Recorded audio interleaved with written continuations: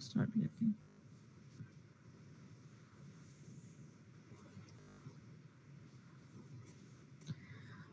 Okay, I guess सबको आवाज आ रही है।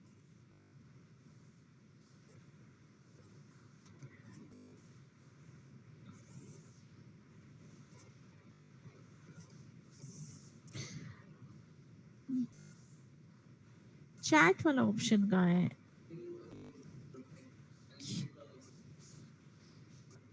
शेयर करूं तो चैट आएगा।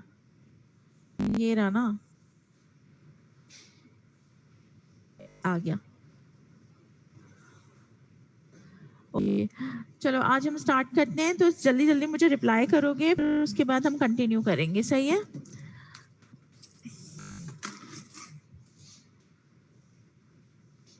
सबसे पहले तो हम स्पॉट दिखा रही हूँ मैं, बताओ आइडेंटिफाई करके कि वो क्या है। ये क्या है? जिप्सम का क्या? ठीक है, क्या है, क्या नजर आ रहा है आप लोगों को?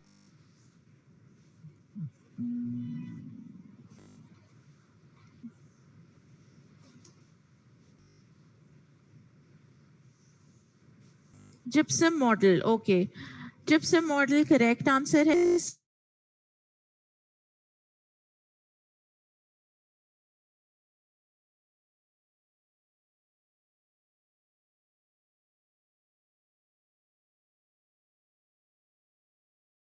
और डाइस बनाते हैं, ठीक है। अब जिप्सम को हम अगर क्लासिफाई करें तो उसकी क्लासिफिकेशन में दो टाइप्स आती हैं।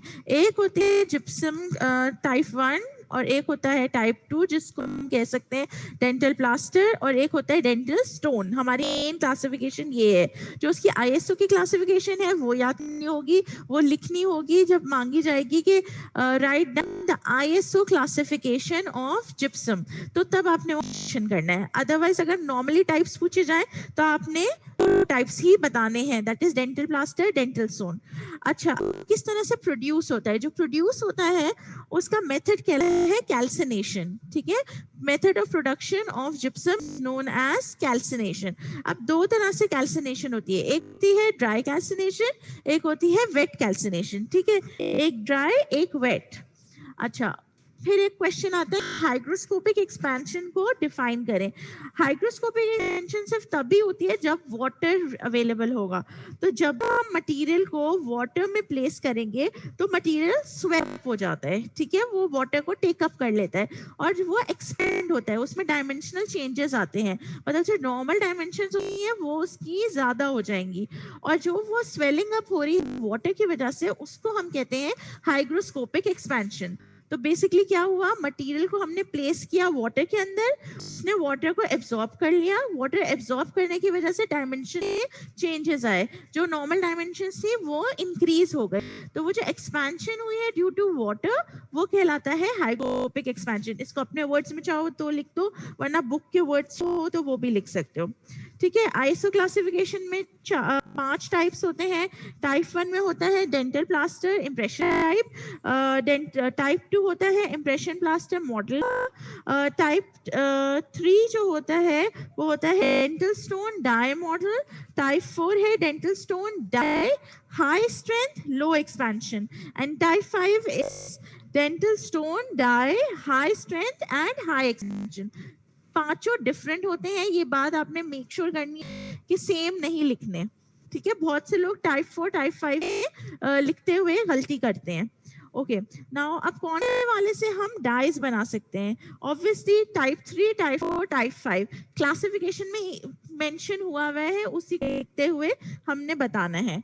ओके, और फॉर्मूला क्या होता है? कन्वर्जन फॉर्मूला इसका इंपॉर्टेंट होता है, जो उसकी एक इक्वेशन दी गई है कि जो हमारे पास होता है कैल्शियम सल्फेट है, उसमें वाटर ऐड होता है और उसके बाद वो कैल्शियम सल्फेट डाइहाइड्रेट बन जाता है, राइट। तो ये इक्वेशन जो है, आपने जो केमिकल फॉर्मूला है इसका, केमिकल इक्वेशन, वो आपने याद नहीं है क्योंकि बहुत दफा ये पूछी जाती है ओएसपी में।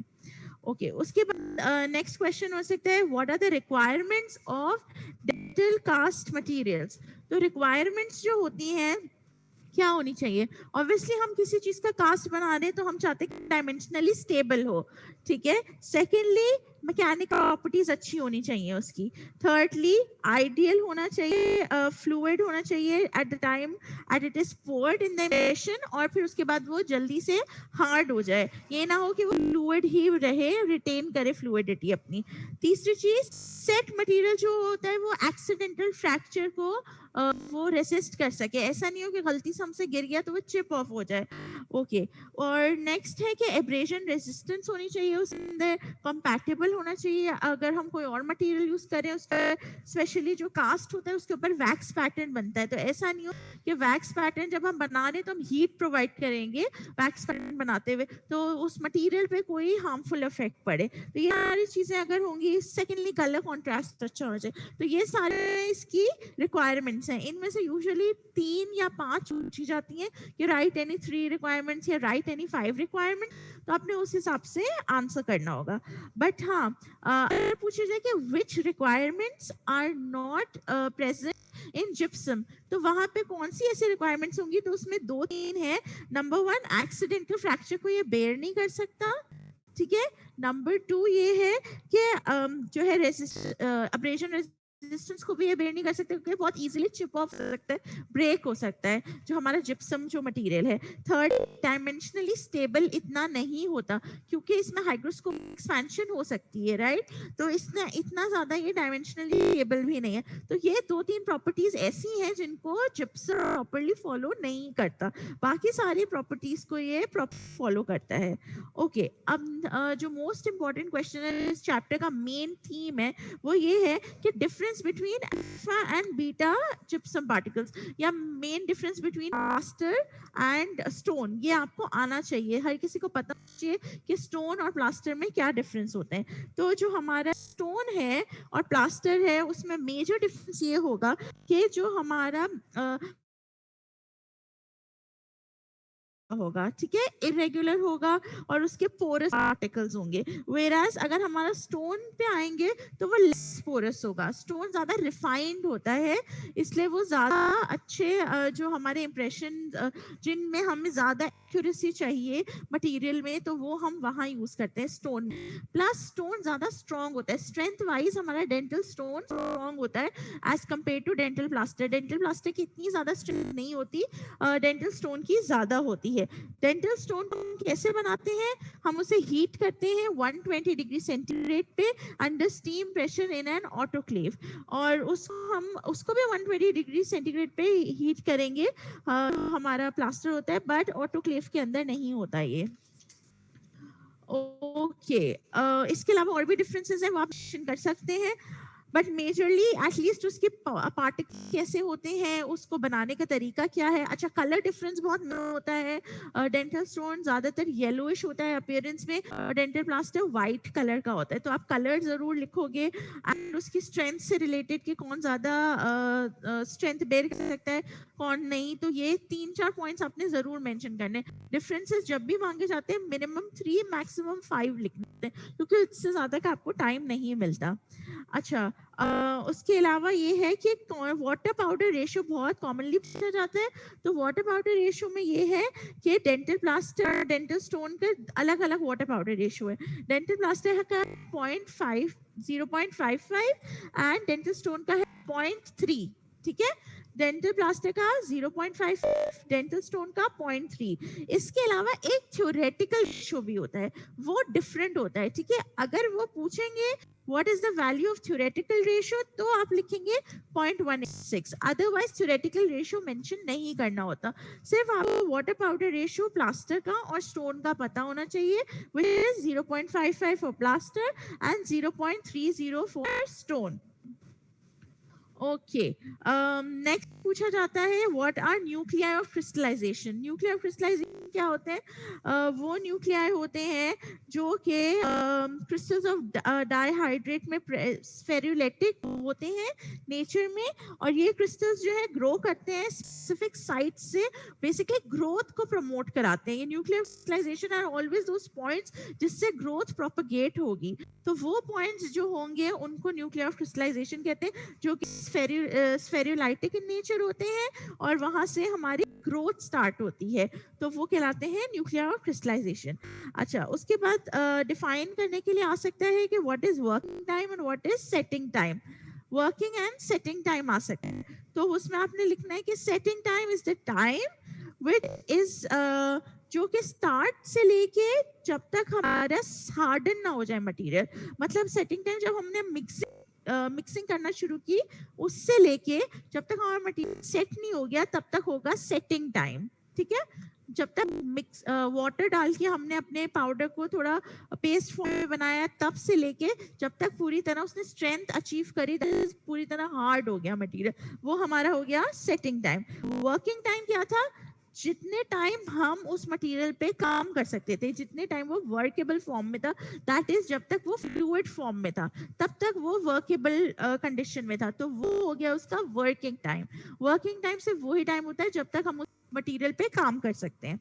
ओके, व्हाट हैपेंस इफ अगर हमने पोरोसिटी आ गई, एयर पोरोसिटी आ गई है, ठीक है, वाइल मिक्सिंग, तो हम उसे कैसे ओवरकम करेंगे? एयर एयर पोरोसिटी आ गई है तो सबसे पहले तो हम वाइब्रेट करेंगे उस मिक्सर को, और वो वाइब्रेट कैसे कर सकते हैं? आप टैप कर सकते हो, चाहे सीधा स्लैब पे टैप कर सकते हो, या फिर आप वाइब्रेटर के ऊपर रख के थोड़ी देर के लिए छोड़ सकते हो। तो इस तरह से आपकी एयर पोरोसिटी, जो एयर अक्यूमुलेट हो गई है वाइल मिक्सिंग, वो निकल जाती है। ओके, अच्छा, अगर हमारा मिक्सिंग के वक्त हमने बहुत ज्यादा वाटर डाल दिया है तो हमारे मटेरियल को क्या होगा? टू मच वाटर की वजह से हमारा मटेरियल लीक हो जाएगा, एंड टू लिटिल वाटर की वजह से हमारे मटेरियल में क्या होगा? उसमें अगर टू लिटिल वाटर होगा, हम ज्यादा मिक्स करते हुए स्ट्रेंथ अप्लाई करेंगे, फोर्स ज्यादा अप्लाई होगी, एयर बबल्स इनकॉर्पोरेट हो जाएंगे और उसकी वजह से पोरोसिटी का इशू आ जाता है। इतना प्यारा लग रहा था यार, मुझसे तो बर्दाश्त ही नहीं हो रहा था। जिसका भी माइक खुला है वो अपना प्लीज माइक बंद करो।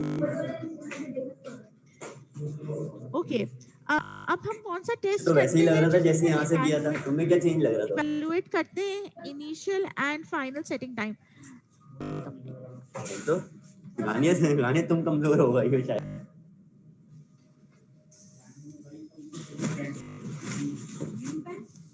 देखो, अच्छा,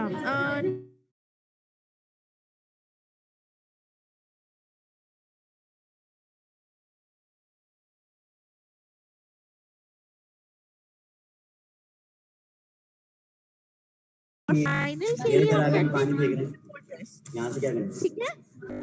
तो सबसे पहले है गिलमोर। अगर आए आपको initial and final setting time को असेस करना है, तो ये नहीं कि मैंने कितना लिखा है आपकी वजह से, काम करने आपने मना कर दिया था। उस्मान नदीम अपना माइक को म्यूट करें प्लीज।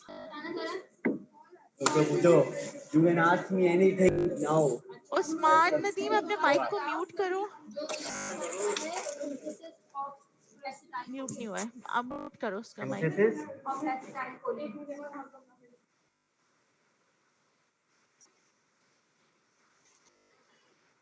आती है वैसे। खैर, कौन सा हम टेस्ट यूज करते हैं इवैल्यूएट करने के लिए initial and final setting time? तो वो होता है गिलमोर टेस्ट। ठीक है, अगर जनरली पूछा जाए तो आप गिलमोर टेस्ट यूज करते हैं। ओके, अब एंटी एक्सपेंशन एजेंट्स की बात हो गई, जिसमें आते हैं एक्सेलरेटर एंड रिटार्डर्स। एक्सेलरेटर और रिटार्डर्स के नाम आने चाहिए। एक्सेलरेटर कौन सा होता है? एक्सेलरेटर होता है पोटेशियम सल्फेट, राइट, और रिटार्डर होता है बोरैक्स। रिटार्डर और एक्सेलरेटर का क्या काम है? एक्सेलरेटर का क्या काम है? इंक्रीज करेगा सेटिंग टाइम को, और रिटार्डर डिक्रीज करेगा सेटिंग टाइम। ठीक है, तो फंक्शन और विद एग्जांपल आपको आ सकते हैं लिखने के लिए। Okay. Now, how can we improve durability of gypsum products? हमने अगर durability को better करना है तो हम उसके लिए gypsum का dye लेंगे, उसको harden करेंगे, किस चीज से? Electroplating करेंगे उस पर, ठीक है? gypsum का dye लेंगे और उसको harden करेंगे with the help of electroplating. Prior to consisting the dye, मतलब कि जब हमने डाई बना लिया जिप्सम का, जिप्सम सेट हो गया है, उसके बाद उसको हम इलेक्ट्रोप्लेट करके फिर उस पर फर्दर वैक्स पैटर्न बना के क्राउन बनाएंगे या जो भी करना है ताकि उस जिप्सम की स्ट्रेंथ इंक्रीज हो जाए. एक तो ये तरीका है. दूसरा, thin layer of metal thin layer of metal जो है वो हम लोग प्लेस करते हैं. thin layer of metal such as copper, वो हम प्लेस करनी है अगर हम यूज कर रहे हैं इम्प्रेशन कंपाउंड. और थिन लेयर ऑफ सिल्वर हम प्लेस कर सकते हैं इसके ऊपर अगर हम यूज कर रहे हैं कोई भी elastomers. Elastomers are those material, elastomers में आते हैं हमारे पास पॉलीसल्फाइड्स आते हैं, पॉलीईथर्स आते हैं, ये सारे इलास्टोमर्स में आते हैं. और इम्प्रेशन कंपाउंड तो स्पेसिफिकली इम्प्रेशन कंपाउंड की बात हो रही है. तो अगर हमने इम्प्रेशन कंपाउंड यूज करना है जिप्सम के मॉडल पे तो हम कॉपर की लेयर लगा सकते हैं. और अगर हमने इलास्टोमर्स यूज करने हैं तो हम उसे सिल्वर की कोटिंग कर सकते हैं. ओके. फिर उसके बाद आ सकता है डिफाइन मॉडल एंड डाई. तो हम मॉडल एंड डाई को कैसे डिफाइन करेंगे कि अगर replica, a positive replica of a single tooth, वो कहलाता है die. And positive replica of several teeth, ठीक है, that is called a model. जरूरी नहीं है होल आर्च हो, ठीक है, मॉडल में सेवरल टीथ हो वो भी मॉडल कहलाएगा. ओके. उसके अलावा आगे हम लोग कि अगर हम इम्प्रूव करनी है इसकी मैकेनिकल प्रॉपर्टीज जिप्सम के मॉडल की, तो जिप्सम के मॉडल की अगर हमने इम्प्रूव करनी मैकेनिकल प्रॉपर्टीज तो हम उसके अंदर एक मोनोमर ऐड करते हैं. मोनोमर है मिथाइल मेथैक्रिलेट या स्टाइरीन, ठीक है, ये हम इसमें ऐड करते हैं. और इसको जो ये पॉलीमराइज हो जाएगा तो ये इसमें स्ट्रेंथ भी ऐड करेगा, इसको ज्यादा टफ बनाएगा जिप्सम को. ओके. ये हमारा जिप्सम के ऑलमोस्ट रिव्यू हो गया. जो जो क्वेश्चंस इससे रिलेटेड आ सकते हैं, ये तो था हमारा जिप्सम मॉडल, ठीक है, जो कि अगर पूछा जाए किस मटेरियल का बना हुआ है तो ये डेंटल प्लास्टर का बना हुआ है. इसी तरह एक और स्लाइड है ये वाली, ये भी जिप्सम का मॉडल ही है बट ये बना हुआ है डेंटल स्टोन का. क्यों? क्योंकि ये येलोइश इन कलर है. इन दोनों में सिर्फ ये कलर का डिफरेंस है जिससे मटेरियल का डिफरेंस आता है. ये है डेंटल प्लास्टर और यहाँ पे आ गया डेंटल स्टोन, ठीक है. तो ये तो हमारे जिप्सम का चैप्टर कवर हो गया. इसमें इसके जो जो क्वेश्चंस आ सकते हैं वो भी मैंने बता दिए अलोंग विद आंसर्स. अब ये नेक्स्ट स्लाइड है, ये आइडेंटिफाई करो कि क्या दिखाया जा रहा है इसमें. इम्प्रेशन है ये मैं बता सकती हूँ बट ये किस मटेरियल का इम्प्रेशन है ये आप बताएंगे. जीनेट. Okay, alginate, very good. Okay, मैंने पहले भी क्लास में एक दफा बताया था कि एल्जिनेट का इम्प्रेशन मटीरियल, जो इम्प्रेशन मटेरियल है और इम्प्रेशन कंपाउंड दोनों पिंकिश रेड कलर के होते हैं तो कंफ्यूज हो सकते हैं. बट डिफरेंस क्या आएगी, जहां पे भी दांतों के इम्प्रेशन आ रहा है, देख रहे हैं यहाँ पे सारे हमारे पास दांत नजर आ रहे हैं इम्प्रेशन, दैट मीन्स ये एक डेंटेड पेशेंट है. डेंटेड पेशेंट वो होता है जिसके दांत प्रेजेंट है. तो डेंटेड पेशेंट का अगर इम्प्रेशन आएगा पिंकिश कलर का हमारे इम्प्रेशन ट्रे में मटेरियल है तो वो होगा एल्जिनेट. और अगर यही इसी टाइप का इम्प्रेशन होता है पिंकिश रेड कलर का बट अंदर आपको ये दांतों के इम्प्रेशन नहीं नजर आ रहे होते तो वो होता इम्प्रेशन कंपाउंड. सिर्फ इतना ही इसमें थोड़ा सा डिफरेंस आता है कलर का. अच्छा, इसमें आ सकता है क्लासिफिकेशन इंपॉर्टेंट है. जब भी क्लासिफिकेशन है कि मटेरियल की आपने पूरी क्लासिफिकेशन देनी है जिसके अंदर नॉन इलास्टिक इम्प्रेशन मटेरियल्स में आएंगे, इलास्टिक इम्प्रेशन मटेरियल्स में आएंगे, इलास्टिक में फर्दर हाइड्रोकोलॉइड्स आएंगे, हाइड्रोकोलॉइड्स में रिवर्सिबल, इरिवर्सिबल और इलास्टोमर्स सब आएंगे. नॉन इलास्टिक में आपने चारों मेंशन करने हैं, dental plaster, impression plaster, impression waxes और जिंक ऑक्साइड, यूजेनॉल, ये सब मेंशन होंगे, ठीक है. हाइड्रोकोलॉइड्स में रिवर्सिबल, इरिवर्सिबल दो लिखे जाएंगे.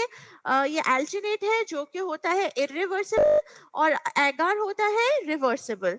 उसके अलावा हमारे पास है इलास्टोमर्स जिसके अंदर पॉलीसल्फाइड पॉलीईथर्स आते हैं, ठीक है, ये सब आते हैं, पट्टी इंप्रेशन मटेरियल आते हैं, तो ये सब आते हैं। तो आपने क्लासिफिकेशन अच्छी से इसकी याद करनी है। उसके अलावा आपने इस चैप्टर में सबसे इम्पोर्टेंट एल्जिनेट और एगार की डिफरेंसेस होती हैं कि एक रिवर्सिबल है एक इरिवर्सिबल है। अच्छा, एगार को हम किस तरह से टेम्पर करते हैं, राइट? तो वो जो हमारा जो उसका हीट करने का इक्विपमेंट होता है जिसमें वो जो उसका जिसमें हम इसको हीट करते हैं ताकि वो मोल्डेबल फॉर्म में आ जाए, तो वो कुछ उसकी ट्रे है उसको आपने देखना है। सेकेंडली उसकी आपने वो देखनी है एगार में डिसइंफेक्शन जो बेसिकली प्रॉब्लम्स आती हैं, क्यों हम एगार को नॉर्मल इमिशंस में यूज नहीं करते। तो उसकी मेजर प्रॉब्लम क्या होती है कि वो डिसइंफेक्ट प्रॉपर्ली नहीं हो सकता, क्रॉस कंटामिनेशन उसमें होती है, और एगार मटेरियल जो है वो एक टाइम के बाद अपनी इलास्टिसिटी लूज करना शुरू हो जाता है। तो वो ये सारी चीजें सब में आएंगी इम्प्रेशन मटेरियल में, इस वाले में।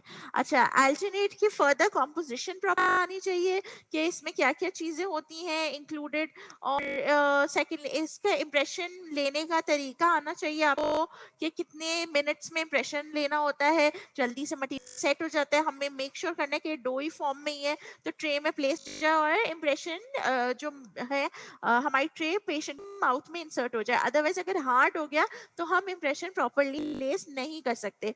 अच्छा, इम्प्रेशन लेने से पहले पेशेंट के मुंह पे कुछ भी नहीं लगाते, ना कोई वैसलीन की लेयर लगाते हैं, ना किसी भी काम की कोई चीज लगाएंगे। जो हमने बस जो ट्रे में इम्प्रेशन मटेरियल डाली है उसको हमने डायरेक्टली प्लेस करना है पेशेंट के माउथ में, और उसको नॉर्मल ऑक्लूजन करवानी है, मतलब नॉर्मल मूवमेंट्स हमने करवानी है मुंह में। सही है, ऐसे नहीं कि हमने उसको बिल्कुल ही छोड़ देना है, सारे उसके लिप्स की मूवमेंट, टंग मूवमेंट, ये सब करा के इम्प्रेशन लेना होता है। ओके, तो ये तो था इम्प्रेशन मटेरियल से। इसके बाद हम आ गए हैं, वेरी गुड, ये कौन सी वैक्स है, आइडेंटिफाई करो किस चीज के लिए यूज होती है।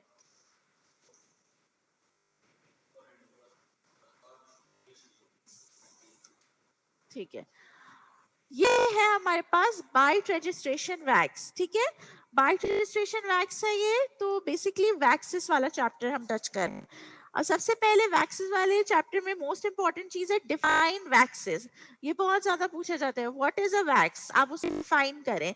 तो डिफाइन वैक्सेस में आएगा वैक्स थर्मोप्लास्टिक मटेरियल, ठीक है, which is solid at room temperature and it becomes liquid when it is heated and it decomposes without any remnant या remains। हाँ, कोई भी मोबाइल लिक्विड के बगैर डिकम्पोज हो जाता है। तो ये डेफिनेशन अगर आपको आती है तो वेरी गुड, अगर नहीं आती तो मिनिमम आपको इतना पता होना चाहिए कि वैक्सेस थर्मोप्लास्टिक मटेरियल है, और थर्मोप्लास्टिक का क्या मतलब होता है, solid at room temperature and liquid when heat is provided. अगर इतना भी आप लिख दोगे तो हम मार्क्स मिल जाएंगे। उसके बाद है difference between direct and indirect wax technique, वो पता होनी चाहिए।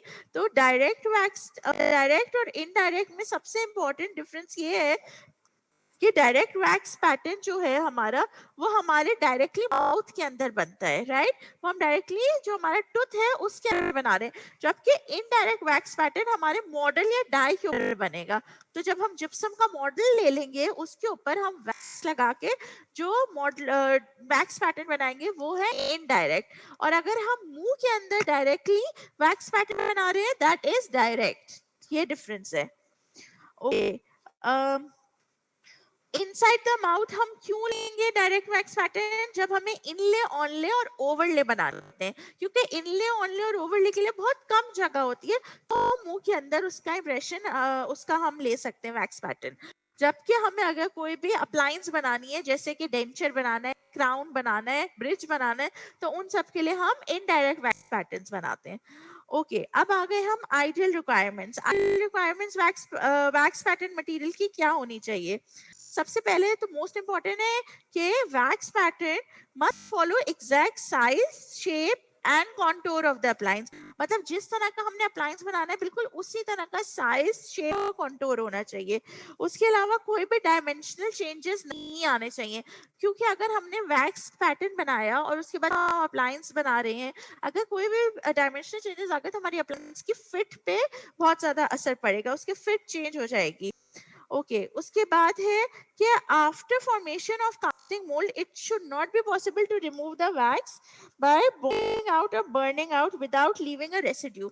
मतलब जब हम कास्टिंग परफॉर्म कर रहे हैं तो हमें मेक श्योर करना है कि जो वैक्स पैटर्न है वो जब बर्न आउट होता है, क्योंकि उसकी जगह फिर हम मेटल फ्लो कराते हैं, तो ऐसा नहीं हो कि वहां कोई उसके रिमेन्स रह जाए, कोई रेसिड्यू रह जाए, अदरवाइज उस जगह पे वो वैक्स के रिमेन रह जाएंगे। तो जब हम आखिर की अप्लायंस हमारी बन के निकलेगी तो वैक्स उसके साथ लगी होगी, इनकम्प्लीट होगी हमारी अप्लायंस, पूरी तरह कास्टिंग नहीं हुई हुई होगी। Okay, and it should be able to record the detail on the details। मतलब सारी जो फाइन डिटेल्स होती हैं हमारे मुंह की वो हमारी प्रॉपरली वैक्स पैटर्न ने रिकॉर्ड कर लियो, ताकि जब अप्लायंस बने तो उसी डिटेल्स और उन्हीं चीजों को ख्याल रखते हुए बने। ओके उसके बाद आ जाते हैं हम कि what are the different methods of softening wax. ये बहुत कॉमनली पूछा जाता है।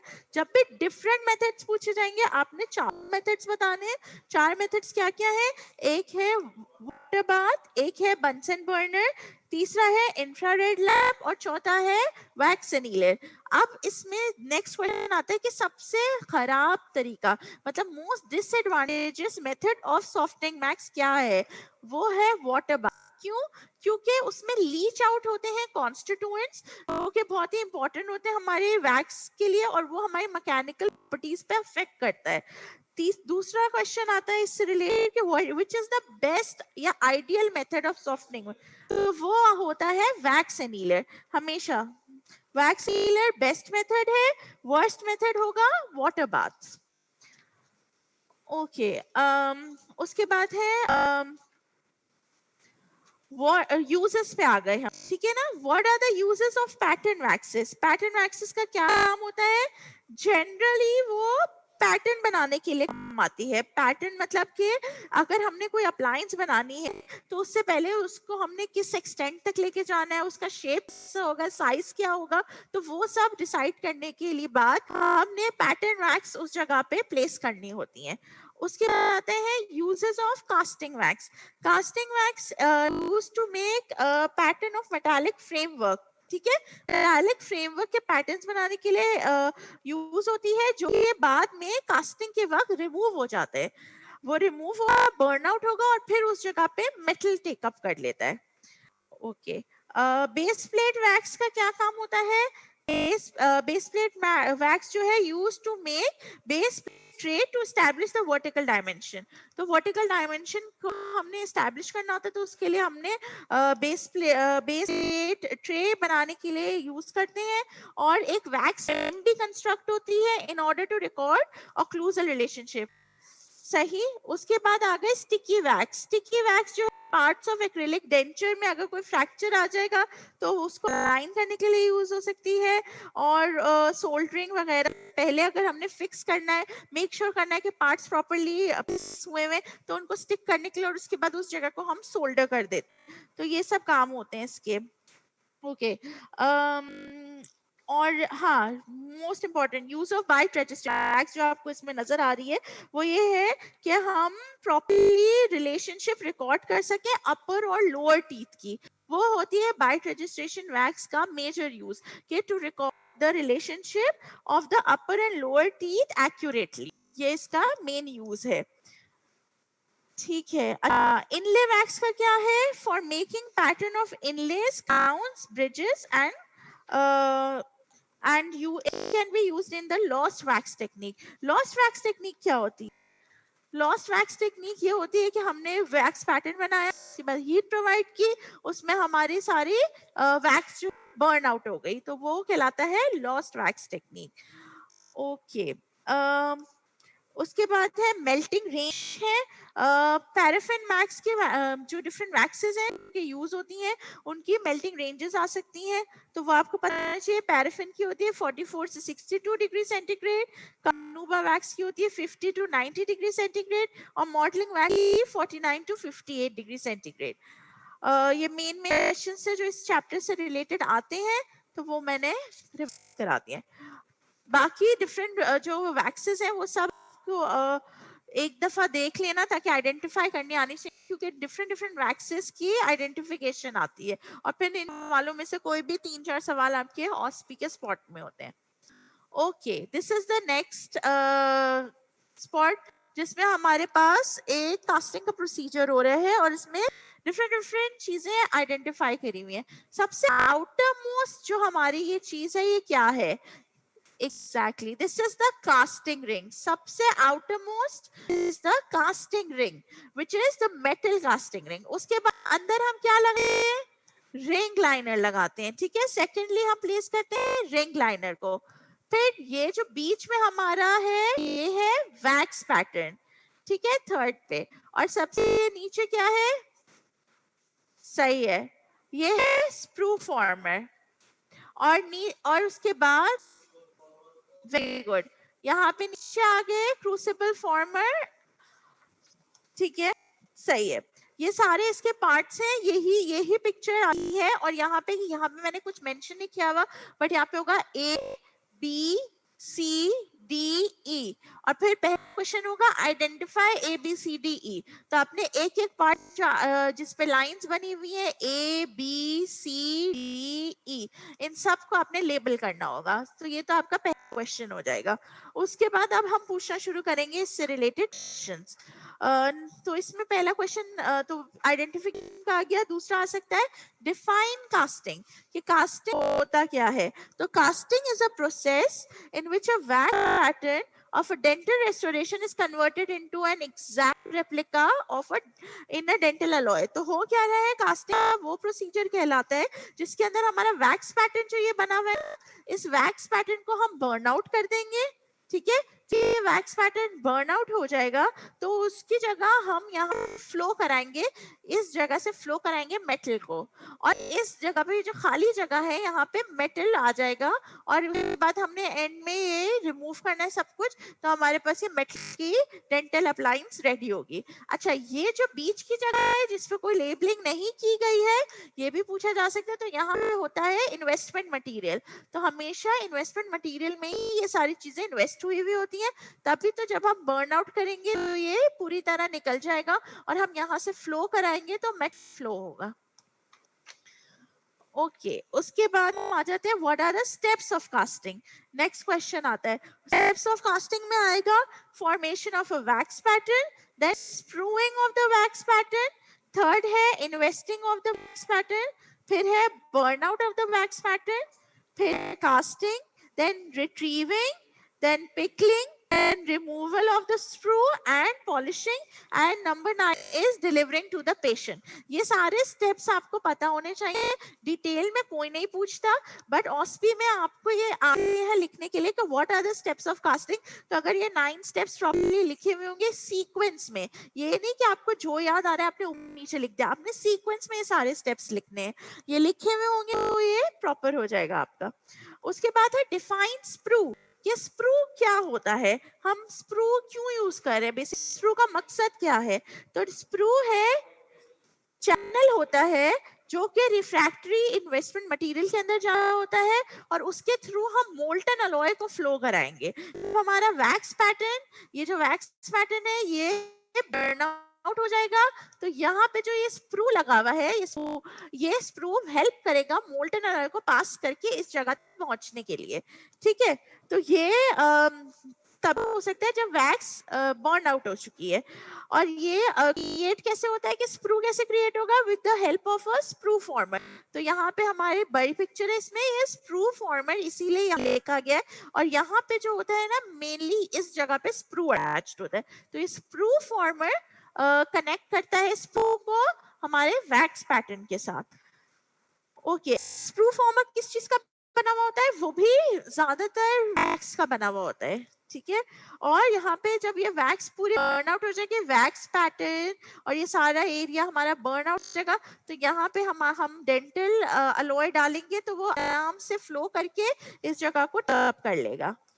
Okay, now what is the purpose of spruing, कि हम स्प्रूइंग करते क्यों है? ये स्प्रू बनाना, स्प्रू मतलब अटैच करना, हम सिर्फ वैक्स पैटर्न इन्वेस्टमेंट में डाल के क्यों नहीं छोड़ सकते? अगर हम सिर्फ वैक्स पैटर्न को इन्वेस्टमेंट में डालेंगे तो वो पूरी तरह से कवर हो जाएगा एरिया, कोई चैनल नहीं बचेगा जिसके थ्रू हम अपना मेटल फ्लो करवाएं। तो बेसिकली हमें वो चैनल क्रिएट करने के लिए, जब वैक्स बर्न आउट हो जाए तो हमारे पास कोई चैनल हो जिसके थ्रू हम मोल्टन अलॉय को डाल सके। तो इसलिए स्प्रूइंग बहुत इंपॉर्टेंट है। चैनल हमारा बनाना है मोल्टन अलॉय को डालने के लिए, एंड सेकेंडली जब हमारी वैक्स बर्न आउट होगी तो वैक्स को भी बर्न ऑफ करने के लिए, अगर कोई रेसिड्यू है, कुछ है चाहिए होती है एलिमिनेट होने के लिए, तो वो भी है स्प्रूइंग के थ्रू बाहर निकल जाएगा।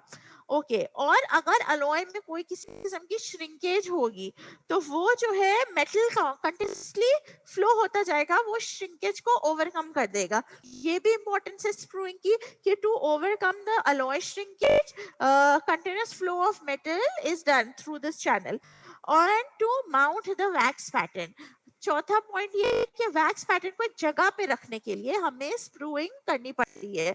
अदरवाइज वैक्स पैटर्न, क्योंकि जब हम इन्वेस्टमेंट डालते हैं वो तो फ्लूइड फॉर्म में होता है ना इन्वेस्टमेंट मटेरियल हमारा, और जब इन्वेस्ट करने के लिए, तो अगर हमारे वैक्स पैटर्न को किसी चीज से अटैच नहीं किया तो वो तो अंदर खो जाएगा, हमें पता ही नहीं होगा हमारा वैक्स पैटर्न कहाँ चला गया जब पूरा इन्वेस्टमेंट सॉलिडिफाई हो जाएगा इन्वेस्टमेंट मटेरियल हमारा। तो हमें मेक श्योर करना है कि वो किस जगह पे हमारा वैक्स पैटर्न, ताकि उसी जगह पे हम मेटल फ्लो करवाएं, तो वो माउंट करने में भी हेल्प करता है। ओके, रिंग लाइनर क्या होता है? रिंग लाइनर ये जो हमारी बाहर का कास्टिंग के बाद सेकंड जो हमारे यहाँ पे विजिबल है, ये है रिंग लाइनर। तो it is a layer of material जो कि लाइन करता है कास्टिंग रिंग को from the inside. Make sure करना है आपने ये मेंशन कर कि it lines the metal casting ring from inside, that is called a ring liner. और रिंग लाइनर के कौन से मटेरियल यूज होते हैं, ये इंपॉर्टेंट सवाल है। एस्बेस्टोस लाइनर, सेल्यूलोज का लाइनर, सिरेमिक पेपर लाइनर, ये मेन इसके लाइनर्स होते हैं। Okay, what is the function of a liner? Liner का क्या फंक्शन है? Most commonly used technique is to provide investment expansion. Okay, basically क्या हो रहा है, एक्सपैंड हमारी जो है एक्सपैंड करती है ना, इन्वेस्टमेंट मटेरियल एक्सपैंड करता है, तो उसको मेक श्योर करना है कि वो कास्टिंग रिंग के अंदर ही रहे। तो इसलिए हम रिंग लाइनर लगाते हैं वॉल्स पे, ताकि वो उसकी जगह पे ही रखे, ना ज्यादा एक्सपैंड होने दे, ना ज्यादा कॉन्टैक्ट होने दे, उसको फॉर्म अपनी जगह पे ही रखे। Secondly as a insulator act करता है। जब हीट बहुत ज्यादा प्रोवाइड होती है तो हमारी कास्टिंग रिंग मेटल की क्योंकि बनी हुई है तो वो बहुत ज्यादा हीट अप हो जाती है, तो वो इस एक तरह से इंसुलेशन प्रोवाइड करता है। Thirdly, after casting, it permits easy separation. Easily investment material और casting ring हमारी separate हो सकती है। ओके, अब अलॉय को कैसे मेल्ट करना है, how to melt the alloy? तो हम अलॉय को मेल्ट करने के डिफरेंट मेथड्स हैं, उसमें से मेन 3 मेथड्स हैं। गैस एयर टॉर्च यूज करते हैं, इलेक्ट्रिकल इंडक्शन यूज कर सकते हैं, और इलेक्ट्रिकल रेजिस्टेंस मेल्टिंग। तो electrical induction heating, electrical resistance melting, and तीसरा है गैस एयर टॉर्च। रिपीट करती हूँ। ओके, मोल्टन अलॉय को मेल्ट करने के लिए हम कौन से तरीके यूज करते हैं? 3 तरीके होते हैं। गैस एयर टॉर्च हो सकता है, दूसरा है इलेक्ट्रिकल इंडक्शन हीटिंग, एंड तीसरा है इलेक्ट्रिकल रेजिस्टेंस मेल्टिंग। ठीक है, electrical induction heating, electrical resistance melting and gas air torch, ये 3 तरीके हैं। ओके, फिर आगे डिफाइन करना है पिकलिंग को। तो pickling is the process of cleaning a newly cast metallic surface and the removal of oxide layer, oxide and other impurities from the metal object। और ये होता कैसे है? तो ये होता ये है कि हम उस मेटल जो हमने भी अप्लायंस बनाया है उसको एसिड के सोल्यूशन में डालेंगे, और वो एसिड क्या क्या हो सकती है? वो हो सकती है सल्फ्यूरिक एसिड, हाइड्रोक्लोरिक एसिड और फास्फोरिक एसिड, ये 3 एसिड हो सकती हैं। ओके, अब आ गए फॉल्ट्स ऑफ कास्टिंग पे। कौन सी फॉल्ट्स होती हैं? 4 होती हैं, चारों के नाम पता होने चाहिए। Flaying and bubbling, incomplete casting, porosity in casting and oversized और अंडरसाइज्ड कास्टिंग। इन सब की क्या क्या वजूहत की वजह से ये डिफेक्ट्स हो रहे हैं वो आपको पता होना चाहिए। ओके, इसके बाद लास्ट है हमारे पास डिफरेंट इंडिकेशन ऑफ कास्टिंग। किन केसेस में हम इंडिकेट करते हैं कास्टिंग? जब भी हमें फुल कास्ट क्राउन्स बनाने हैं, फ्यूज टू मेटल क्राउन बनाने हैं, पार्शियल डेंचर की बेसिस बनानी है मेटल वाली, ठीक है, इनलेस बनाने हैं, ऑल सिरेमिक टोन्स बनाने हैं, कंप्लीट डेंचर बेसिस बनानी है। तो इन सब केसेस में हम लोग करते हैं casting. Okay, the location of sprue attachment, किस जगह पे स्प्रू अटैच होता है? स्प्रू हमेशा bulkiest portion of the wax pattern पे अटैच होता है, बल्किएस्ट पोर्शन पे, ठीक है। थिनेस्ट पोर्शन पे कभी अटैच नहीं होगा, हमेशा बल्किएस्ट पोर्शन पे अटैच होगा। उसके बाद आगे कि what are the reasons of incomplete casting? तो रीजंस ऑफ इनकम्प्लीट कास्टिंग में है greater the number thickness of screws, the more reading the more metal will fill the mold. ये हो सकता है कि जब हमारे पास बहुत ज्यादा नंबर होगा स्प्रूस का और उनकी थिकनेस ज्यादा होगी, तो ऐसा होगा कि जो मेटल है वो कुछ जगहों पे प्रॉपर्ली फ्लो कर जाएगा, कुछ स्प्रूस में फ्लो ही नहीं करेगा क्योंकि थिकनेस ज्यादा थी ना, तो ज्यादा मटेरियल हमारे जा रहा है। तो कुछ स्प्रूस ऐसे होंगे जो इनकम्प्लीटली फिल्ड रह जाएंगे, वो वही स्प्रूस होंगे जो कि हमारी जो कास्टिंग है उसको इनकम्प्लीट बनाएंगे। तो ये पूरी तरह से हमारे स्प्रूस जो है वो फिल्ड होने चाहिए जब हम मेटल करवाते हैं। ऐसा नहीं हो कि कुछ जो है और स्प्रूस का नंबर भी रिड्यूस्ड होना चाहिए, ज्यादा स्प्रूस नहीं होने चाहिए। एक्सेसिव नंबर ऑफ स्प्रूस की वजह से भी इनकम्प्लीट कास्टिंग होती है। और अगर पूरी तरह से मेल्ट नहीं हुआ हुआ, हाँ पार्शियली मेल्टेड पार्शियली सॉलिड है, तो वो भी प्रॉपर्ली फ्लो नहीं करेगा, इसलिए इनकम्प्लीट कास्टिंग हो सकती है। पॉइंट ऑफ अटैचमेंट जो हमारे स्प्रू की है वो प्रॉपर नहीं है, तो हमारी इनकम्प्लीट कास्टिंग हो सकती है। Okay, now how to overcome finning and bubbling in casting? तो हमें इस प्रॉब्लम को ओवरकम करने के लिए वैक्यूम इन्वेस्टिंग कराते हैं, ठीक है, वैक्यूम इन्वेस्टिंग कराते हैं फिनिंग और बबलिंग को ओवरकम करने के लिए।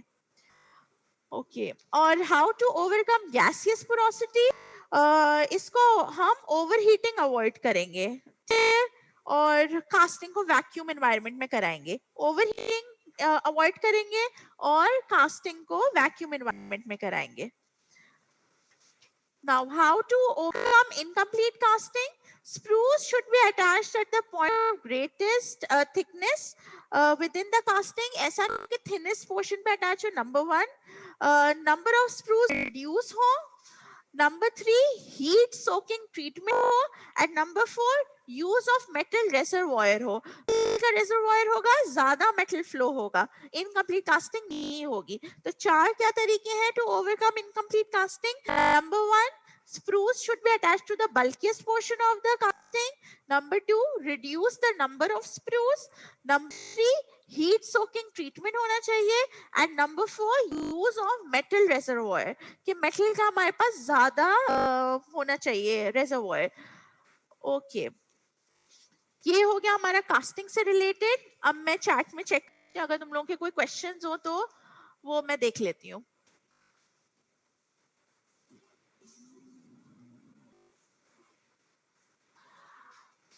ओके,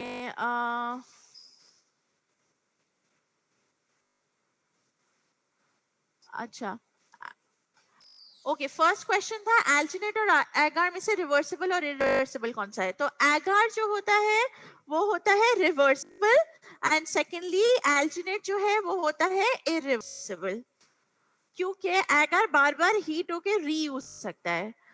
ओके, और क्या था? अच्छा, जो इम्प्लांट्स थे एंडोऑसियस थे, ब्लेड वेंट थे, ये मेन टाइप्स होती हैं। बस 2 मिनट। वालेकुम अस्सलाम।